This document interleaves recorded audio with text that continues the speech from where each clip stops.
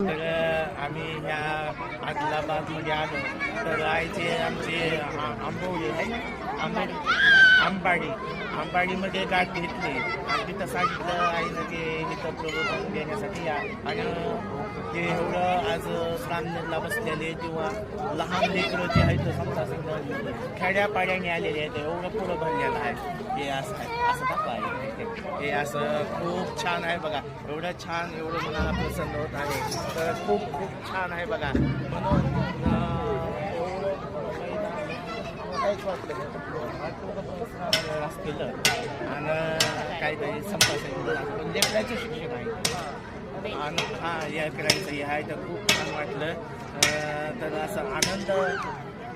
म्हणजे शब्दात पण नाही सांगितलं तर खरंच विचार जे आहे ना आपण जुन्या आरोपात नाही बदल घडतोय असं वर्ण कधी बदल घडत नाही ती राजाची लक्षणं आहे